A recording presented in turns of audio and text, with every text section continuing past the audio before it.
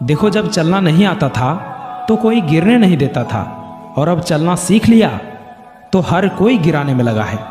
सोचो कितनी कहानी होगी उसके पास, जो शख्स अब किसी से कुछ नहीं कहता। रातों को नींद ना आना, टारगेट की टेंशन होना और बेवजह हर रोज बेचैन होना।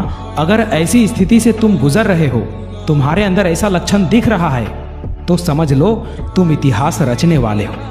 क्योंकि जो अपने कदमों की काबिलियत पर विश्वास रखते हैं वही अक्सर मंजिल पर पहुंचते हैं। अगर आप कुछ ऐसा पाना चाहते हो जो आपने पहले कभी नहीं पाया, तो आपको कुछ ऐसा करना होगा जो आपने पहले कभी नहीं किया। तुम अपने घर की स्थिति में परिवर्तन के लिए चुने गए हो। जीवन आसान नहीं होगा मेरे भाई। तुम्हारी मेहनत में इतना दम तो होना चाहिए कि एक सफलता की कहानी तुम्हारी सारी असफलताओं को समाप्त कर संघर्षों पर पूर्ण विराम लगा दे। देर से बनो, लेकिन कुछ बनो जरूर, क्योंकि वक्त के साथ लोग खैरियत नहीं, हैसियत पूछते हैं। इसलिए जीवन में जो भी करो पूर्ण समर्पण के साथ करो। उदय किसी का भी अचानक नहीं हुआ मेरे भाई। सूर्य भी धीरे धीरे निकलता है और ऊपर उठता है। याद रखना, उम्र से पहले ही समझदार बन जाते हैं वो लोग जिनके हिस्से बचपन से ही दुख और जिम्मेदारी आती है।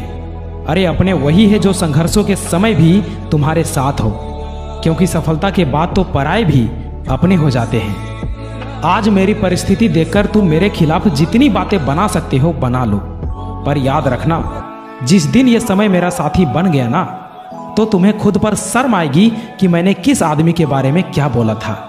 आज मेरा संघर्ष चल रहा है और तुम्हारी मेरे खिलाफ बातें।